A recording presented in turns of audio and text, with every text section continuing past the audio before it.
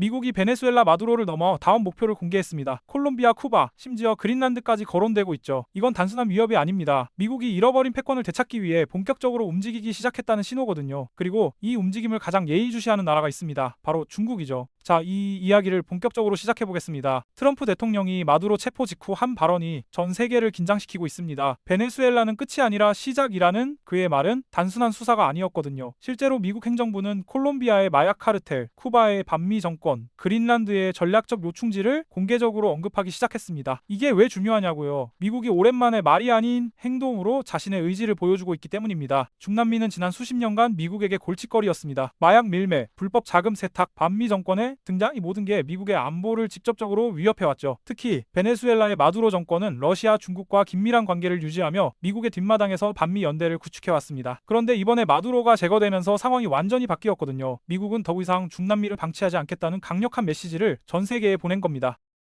전문가들은 이번 사태를 단순한 정권 교체가 아니라 미국의 전략적 재편으로 보고 있습니다. 왜냐하면 마두로 제거 이후 미국이 곧바로 다음 목표들을 공개했기 때문이죠. 콜롬비아의 경우를 보면 이 나라는 세계 코카인 생산국입니다. 미국으로 유입되는 마약의 상당 부분이 콜롬비아에서 출발하죠. 트럼프 행정부는 콜롬비아 정부가 마약 카르텔을 제대로 통제하지 못한다고 비판하면서 필요하다면 직접 개입할 수 있다는 입장을 내비쳤습니다. 쿠바는 또 다른 이야기입니다. 1959년 혁명 이후 60년 넘게 미국과 대립해온 이 작은 섬나라는 여전히 공산주의 체제를 유지하고 있거든요. 오바마 행정부 때 잠깐 관계 개선이 시도됐지만 트럼프는 다시 강경 노선으로 돌아섰죠. 이번에는 더 나아가 쿠바 정권의 교체까지 거론하고 있습니다. 미국 입장에서는 자국에서 불과 150km 떨어진 곳에 반미 정권이 존재한다는 게 용납하기 힘든 상황이거든요. 그런데 가장 놀라운 건 그린란드입니다. 북극해에 위치한 이 거대한 섬은 덴마크의 자치령이지만 트럼프는 이미 2019년에 그린란드 매입을 제안한 적이 있죠. 당시에는 황당한 발언으로 치부됐지만 지금 보면 전혀 황당하지 않습니다. 그린란드는 엄청난 전략적 가치를 지니고 있거든요. 히토류를 비롯한 풍부한 지하자원, 북극 항로의 핵심 위치, 그리고 미사일 방어 시스템을 구축할 수 있는 군사적 요충지죠. 기후변화로 북극해 얼음이 녹으면서 새로운 항로가 열리고 있습니다. 이 항로를 통하면 유럽과 아시아를 오가는 시간이 기존보다 40% 가까이 단축되죠. 중국과 러시아가 이미 북극 진출에 적극적인 상황에서 미국은 그린란드를 절대 놓칠 수 없는 겁니다. 자원도 자원이지만 누가 북극 항로를 장악하느냐가 21세기 패권을 결정할 수 있기 때문이죠. 그렇다면 미국은 왜 지금 이렇게 공격적으로 나오는 걸까요? 여기에는 복합적인 이유가 있습니다. 먼저 미국의 상대적 힘이 예전만 못하다는 인식이 퍼져 있거든요. 중국의 경제력과 군사력이 급속도로 성장하면서 미국의 단극 체제가 흔들리고 있다는 분석이 많습니다. 러시아는 우크라이나 전쟁을 통해 서방의 제재에도 불구하고 버틸 수 있다는 걸 증명했죠. 이런 상황에서 트럼프는 미국의 힘을 다시 한번 과시할 필요성을 느낀 겁니다. 특히 중남미는 미국이 압도적인 영향력을 행사할 수 있는 지역이거든요. 여기서 확실한 성과를 내면 다른 지역에서도 미국의 발언권이 강화될 수 있죠. 마두로 제거는 그 첫 번째 단계였고 이제 미국은 더 큰 그림을 그리고 있는 겁니다. 국제관계 전문가들은 이번 움직임을 신먼로주의라고 부르기도 합니다. 1823년 먼로 독트린은 유럽 열강이 아메리카 대륙에 개입하는 걸 거부하고 미국이 이 지역의 주도권을 장악하겠다는 선언이었죠. 200년이 지난 지금 트럼프는 현대판 먼로주의를 실행하려는 것처럼 보입니다. 중국과 러시아의 영향력을 중남미에서 완전히 배제하고 미국 중심의 질서를 재확립하겠다는 거죠. 하지만 이게 그렇게 쉬운 일은 아닙니다. 중남미 국가들은 더 이상 미국의 뒷마당으로 불리는 걸 원하지 않거든요. 브라질, 멕시코, 아르헨티나 같은 주요 국가들은 자체적인 외교 노선을 추구하고 있습니다. 특히 경제적으로는 중국과의 관계가 깊어진 상태죠. 중국은 중남미 국가들에게 막대한 투자와 차관을 제공하면서 영향력을 키워왔습니다. 예를 들어 브라질의 경우 중국은 이미 미국을 제치고 최대 교역국이 됐습니다. 페루, 칠레 같은 국가들도 중국과의 무역 규모가 급증했죠. 미국이 군사적으로는 압도적이지만 경제적으로는 중국과 경쟁해야 하는 상황인 겁니다. 트럼프가 강경하게 나온다 해도 중남미 국가들을 완전히 통제하기는 어렵다는 얘기죠. 그럼에도 불구하고 미국은 계속 압박을 강화할 것으로 보입니다. 마두로 이후 다음 타깃으로 거론되는 국가들은 이미 긴장 상태에 들어갔거든요. 콜롬비아는 마약 단속을 강화하겠다고 발표했고 쿠바는 미국의 위협에 맞서겠다는 성명을 냈습니다. 그린란드를 둘러싼 덴마크와의 외교 마찰도 예상되는 상황이죠. 여기서 가장 중요한 변수는 바로 중국입니다. 중국은 미국의 이런 움직임을 매우 심각하게 받아들이고 있거든요. 만약 미국이 중남미에서 성공적으로 영향력을 회복한다면 다음 목표는 아시아가 될 수 있기 때문이죠. 중국 입장에서는 미국이 얼마나 멀리 갈 의지가 있는지, 얼마나 많은 자원을 투입할 준비가 돼 있는지를 면밀히 관찰하고 있는 겁니다. 중국 외교부는 최근 성명에서 일방주의적 행동은 국제 질서를 해친다며 미국을 간접적으로 비판했습니다. 하지만 직접적인 대응은 자제하고 있죠. 왜냐하면 중국도 아직은 미국과 정면 충돌을 원하지 않기 때문입니다. 대신 중남미 국가들과의 경제 협력을 더욱 강화하면서 미국의 영향력 확대를 견제하려는 전략을 취하고 있거든요.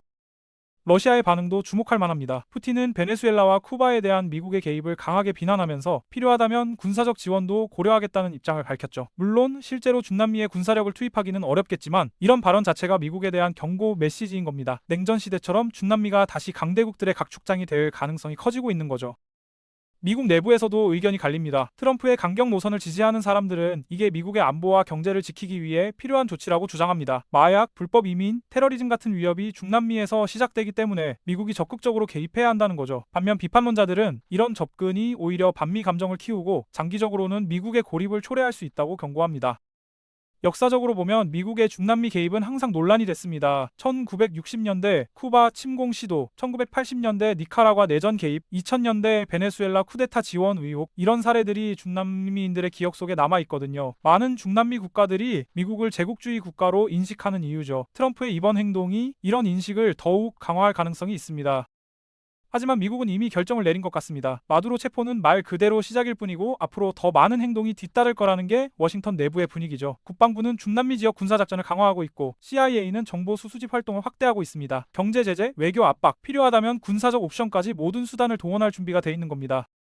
그린란드 문제는 특히 복잡합니다. 덴마크는 그린란드를 절대 팔 수 없다는 입장을 고수하고 있거든요. 하지만 트럼프는 포기하지 않을 것 같습니다. 직접 매입이 안 되면 장기 임대나 군사 기지 확대 같은 대안을 모색할 가능성이 크죠. 그린란드 주민들의 의견도 중요한데 일부는 덴마크로부터 독립해서 미국과 더 가까운 관계를 맺는 것에 관심을 보이고 있습니다. 북극 지역의 지정학적 중요성은 앞으로 더욱 커질 전망입니다. 2050년이 되면 북극해의 여름철 얼음이 거의 사라질 거라는 예측도 있거든요. 그렇게 되면 북극 항로가 연중 사용 가능해지고 이 지역의 전략적 가치는 폭발적으로 증가하게 됩니다. 미국, 중국, 러시아, 캐나다, 노르웨이 등 여러 나라가 북극 지배권을 놓고 경쟁할 수밖에 없는 상황이죠. 콜롬비아 상황도 예의주시해야 합니다. 미국이 콜롬비아 정부에 압력을 가하면서 마약 카르텔과의 전면전을 요구하고 있거든요. 문제는 콜롬비아 정부가 이미 수십 년간 카르텔과 싸워왔지만 완전히 소탕하지 못했다는 겁니다. 카르텔의 뿌리가 너무 깊고 부패가 만연해 있어서 쉽게 해결될 문제가 아니죠. 미국이 직접 개입한다면 베트남전이나 아프간전처럼 장기전에 빨 위험도 있습니다. 쿠바는 또 다른 딜레마입니다. 이 나라는 작지만 강단 있는 저항의 역사를 가지고 있거든요. 미국의 수십 년간 경제 봉쇄에도 불구하고 체제를 유지해왔죠. 물론 경제적으로는 매우 어려운 상황이지만 정권을 무너뜨리기는 쉽지 않습니다. 게다가 쿠바는 러시아, 중국과 긴밀한 관계를 유지하고 있어서 미국이 강경하게 나올수록 이들 국가의 지원이 늘어날 가능성도 있죠.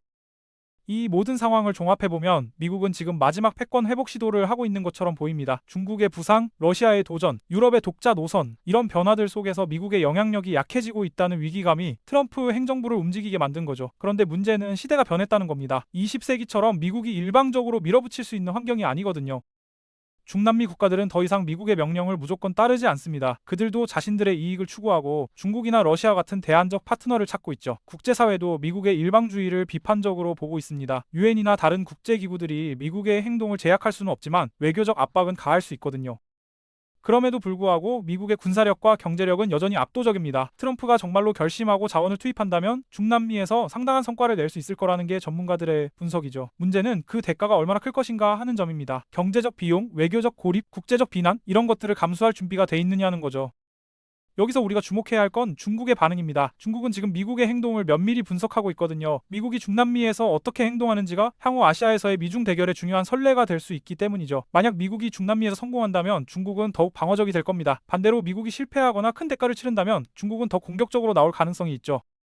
한반도도 이 상황과 무관하지 않습니다. 미국의 전략적 자원이 중남미에 집중되면 아시아에 투입할 여력이 줄어들 수 있거든요. 북한 문제, 대만, 해협, 남중국해 이런 현안들에서 미국의 대응이 약해질 수 있다는 얘기죠. 반면 미국이 중남미에서 빠른 성과를 내고 여유가 생긴다면 아시아에서 더 적극적으로 나올 수도 있습니다.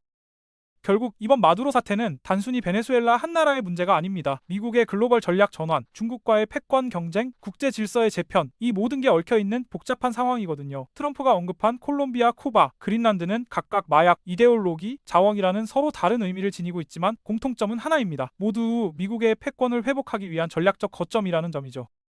앞으로 몇 개월 아니 몇 년간 이 지역에서 어떤 일이 벌어질지 아무도 확신할 수 없습니다. 미국이 정말로 과거의 영광을 되찾을 수 있을까요? 아니면 무리한 시도로 오히려 더 큰 혼란을 초래할까요? 중국은 어떻게 대응할까요? 중남미 국가들은 미국의 압박에 굴복할까요? 아니면 저항할까요? 이 모든 질문에 대한 답은 시간이 말해줄 겁니다.